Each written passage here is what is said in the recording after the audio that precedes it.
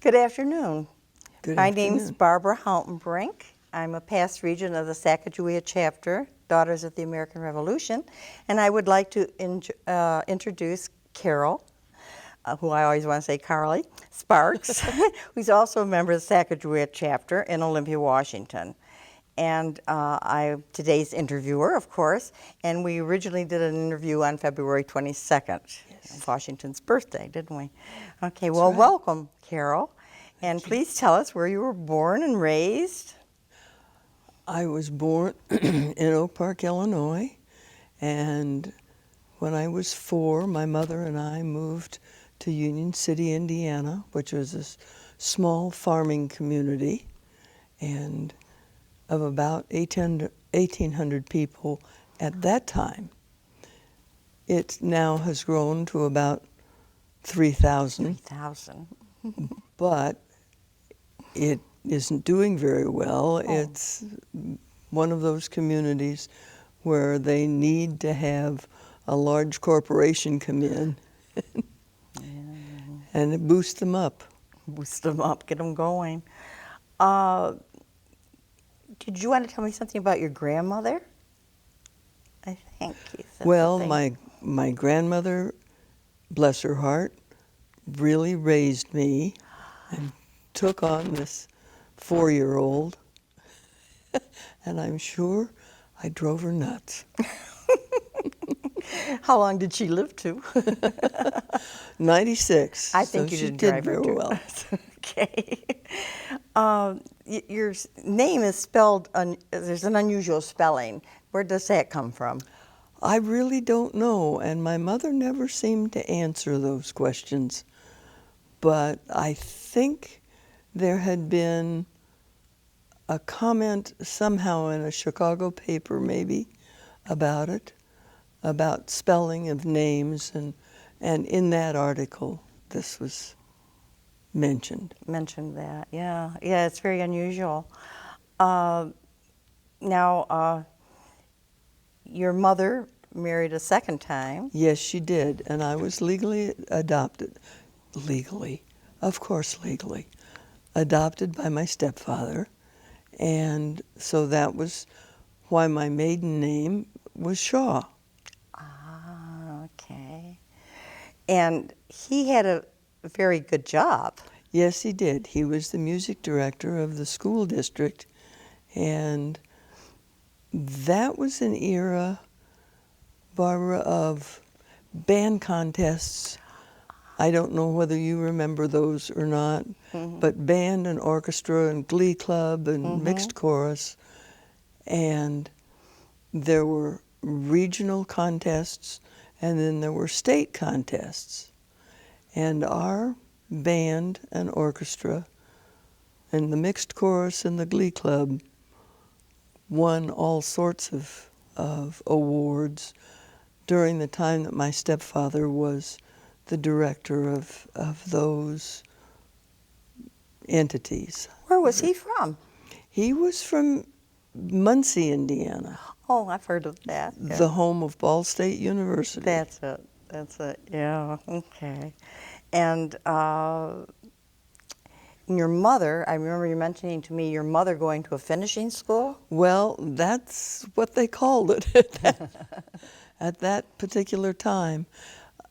I would assume it was education beyond high school of maybe a year or two. I see. Um, Was it like normal school? well, I would think so. She wasn't a teacher as a result, but she was a good secretary, and so Okay. worked as a legal secretary for years. Wow. So. Okay. And I know that. Do you want to tell me about the house you were raised in? There was something different about that. Well, it was built in Union City, Indiana, and it was a large brick home. My, third or fourth great-grandfather started it in about 1840, maybe. Wow. And it had probably 6 bedrooms now. It was huge. 2 living rooms, a huge dining room, kitchen, and beyond the kitchen was the wash house and places where they did a place where they did the laundry. And as the only grandchild living there at the time, I had full run, Oh, and it was wonderful. was it a brick house? Yes, it was brick. Thought it had to be that big. You Yeah, know. it was a 2-story home. But It sounds a lot like the house I was raised in. And your jobs over the years, you had one in 1952, you had an interesting job. yes, I worked for a builder, and that's when I learned about Grandpa can own a holding company, and then there are lots of little businesses attached to the main holding company. And it was interesting to watch how this was doled out to family members Oh, you mean to the different be in businesses? charge of various businesses. And Oh. they learned the business and worked their way up. So Well, that's I interesting. learned a lot working just as a by-the-hour clerk Bet you did. at that time, but that was okay. Okay. But you did teach later. Yes, I later got my degree in 1953 and taught school. I taught 5 years for special education and then 15 years, 4th and 5th grades. Okay. Now you weren't married at that time. Yes, Yes, I you were. was. You were. Yes, and I was, quote, a camp follower. Okay. My husband, Larry, was in the Air Force. Well, the first 2 years he was in the Navy. That was before we were married. Okay. And then when we were married, he was on active duty in the Air Force. He retired in 1979 from the Air Force as a colonel. And our daughter was in the Air Force on active duty for 32 years, and she retired as a brigadier general. As a brigadier general. And our son was a captain in the United States Coast Guard, and he contributed 30 years of his life to the Coast Guard service. I guess we could say you covered the waterfront. Absolutely, we did. Okay. Before all of that, though, you were a Girl Scout. Yes. As a mother, I was a Girl Scout leader and also a Cub Scout den mother. My uniforms were green and blue and gold. Then I became, when we lived in Albuquerque, I became a trainer of Girl Scout leaders. And I was privileged to be awarded the thanks badge for my work as a Girl Scout trainer. I never heard of that badge before. What's It's the award they give for volunteer service on the adult end of the Girl Scout programs. Oh, okay. So that was in the 70s? Yes. That you did that? Yes, okay. And now, let's see, I think we skipped over, or did we? Maybe we didn't. The colleges that you've attended. Oh, well, I started my college career at Western College for Women in Oxford, Ohio, and I attended 2 years. And then I transferred to Butler University and completed my degree in education and minor in special education. And then 30 years later, got my master's degree from Weaver State College in Ogden, Utah. Oh. And so And what particular line was your master's degree in? gifted and talented education mainly, Okay. but I really didn't like the gifted children being gifted on Wednesday afternoons from 2 to 4 and no other time. Tell me about that. So I kind of objected to the fact that these young people were gifted from the day they were born, and we just had to learn we had to learn as adults to teach them and to cope with it. Oh, you only had them during that period of time? Then- Oh, is that what you meant? Oh, okay. All right. Now, you said you were a military wife for 30 years and both of your children served. And where were you? Tell me some of the places that you've lived. Well, we were very fortunate. We had a lot of nice assignments. We had 3.5 years in London, England, and both the children started their school education in the British school system. 7 years later, we had 2.5 years in Athens, Greece, Wow. which was a very interesting experience, I and we imagine. loved it. And the children attended the American school in Athens, and there were 23 nationalities in the Really? in the faculty, and there were 28 nationalities in the student body. Oh, my. And we had 2 elementary schools, junior high, and a high school, this through the American school program. So that was very interesting for all of us, and I was appointed as a school board member during that time, and so I got to help supervise the building of the second elementary school.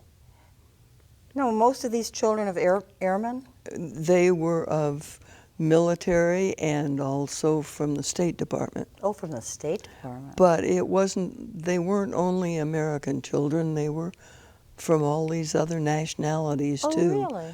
And of course, their parents paid, or the country paid, a tuition for the children. That's how they had funds to spend. Well, something happened, a little tip here, after you moved from Athens back to this country and you lost possession of something. Yeah.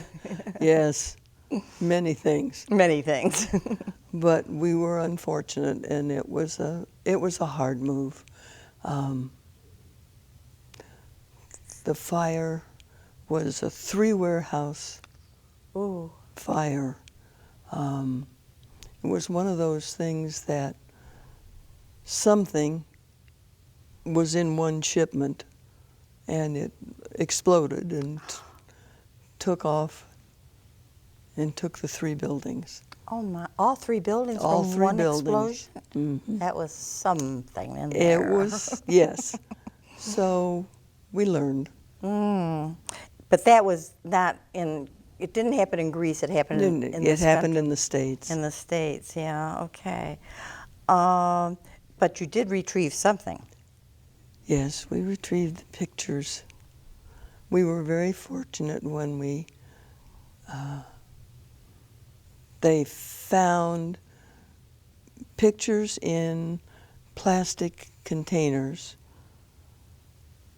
I thought originally they had been archived quality. It melded in the fire just like everything else. Aw. But they, as a result of the heat, sealed. So the pictures were preserved. Oh my goodness. So one of the young enlisted troops had gone back to Dover, Delaware, where this fire took place, and they then said, "We found this picture album, and we don't know who they are.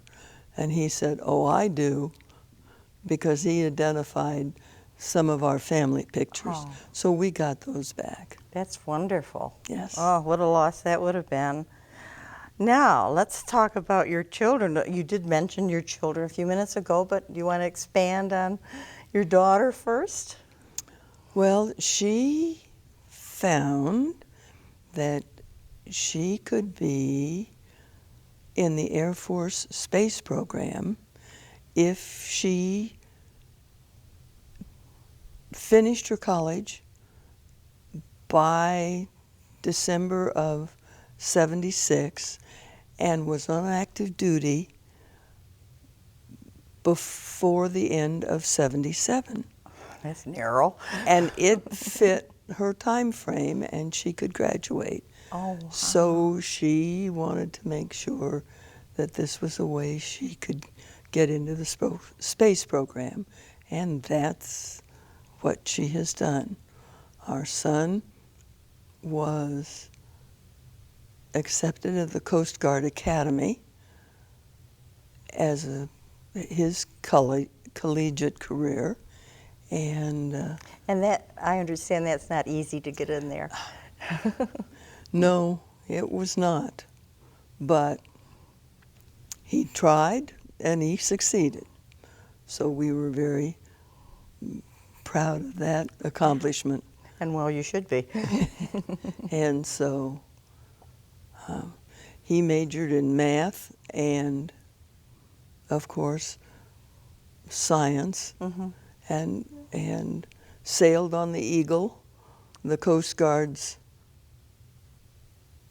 bark is the correct term, I think, and loves sailing now Oh. when he has the opportunity to do so. In a regular sail. And a regular sailboat. Mm-hmm. And what he actually did was search and rescue, and he was a helicopter pilot and has more than 5,000 hours in a helicopter. Wow.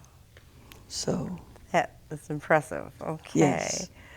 And somewhere in there's a grandchild that I've met. Yes, Yes. Miss Jennifer. Mm-hmm. She is currently in France, having just completed a 5 or 6 weeks French immersion course so that she could add French to the languages that she speaks. And she has worked in Iraq and Egypt and Saudi Arabia for 2 years, and Indonesia for a year, teaching English as a second language, and also working for the UN in Iraq. And how old is she? Just 30. That's quite a list of accomplishments. Yes, it is. You know. Yes. Well, and she did something for our chapter. Yes. She, what? Did a presentation for Yeah, us. she did to try to help people understand what else is going on in those countries, Mm-hmm. and as they seek freedom, Mm-hmm. which sometimes I think we take for granted. Yeah, I know. Yeah, that's wonderful. And she did a very good job of presentation, too. Yes. Now, how about this interest in genealogy? Why did you join the DAR? Well, Jenny kind of wanted to see if she could. Mm-hmm. So it was the, come on, Grandma. And we had a friend. No, I'll go at it the other way. Okay. Tom and Ann, our son and daughter-in-law, were stationed in Astoria, Oregon, and Tom was the commander of the base there, and one of the men, and as a result, his wife, as Tom and Ann met the families there, she was a genealogist, and she was a member of the DAR. And she said, you know, if you'd give me some of your stuff, I can run it through the computer and see if we can find a patriot. And I thought, okay, but there probably won't be anything. And I said, but if we're going to have anybody, it will probably be this Edward Starbuck, who was the father of 18 children. And I thought one of his Starbuck children might be our patriot. It was his father-in-law who became our patriot. Oh, he's his father-in-law. Oh, okay. All right, and of course the Starbucks are from Nantucket. The Nantucket. Of course. And so what is this, let's skip back just 1 minute. The family, they were originally whalers, weren't they? Yes. Many of them were. Otherwise, some of them were lumbermen, and I think others were merchants in selling of almost any product, Any product. that they could sell. And Mary Coffin Starbuck started the general store on Nantucket Island. So she ran that for years, originally to give products of some kind or another to the Indians that were living on Nantucket. That's right, and I forgot the Native name of those Americans. Indians. I can't remember that. I can't either. But yes, and Folger was the instructor for yes. the Indians. And he was also a surveyor. That's right. That's right, and that's my line. Yes. You know. Okay, so so the importance of DAR then probably is family. It's family, and I think as education and the preservation of the things that were important to the people that came before us. Yeah, I So- think you're right about that. Now, of course, your daughter's in DAR also, and And so is Jenny, our granddaughter. that's right. Now, this is the big one. I want you to tell us all about your health routine. Well, in Panorama, where we are living now, which is a community of senior citizens, they have a gym and they have a pool, and so I try to go to the pool Monday, Tuesday, Thursday, and Friday. Very good. And I find that it really keeps me balanced, and that's what's important. As we use canes and walkers. But I like the part, tell us a little bit about the walk and who you took the walks with. The dog. Oh, yes, we did. We had a hunting dog for a while. Bless his heart. We had 9 good years, and he was a working dog. And it was my responsibility when I got home from school to take him for a walk. Oh, so you did this when you were teaching? Yes. Oh, I don't think I realized that. Oh, okay. Oh, yes. So it was probably 2 to 3 miles to start with, and then more as I could expand the time. I like the top number that you did. Well, I did for a while, 7 miles a day. 7 miles. That's wonderful. Yeah. And then you had a surgery in 2005. Yes. Yeah. And everything's going well with that? Everything is fine. Okay. Now, is there anything else that you'd like to talk about? Well, Did we miss anything? no, I don't think so. Okay. We covered Well, it. I want to thank you so much for coming today. We really appreciated it.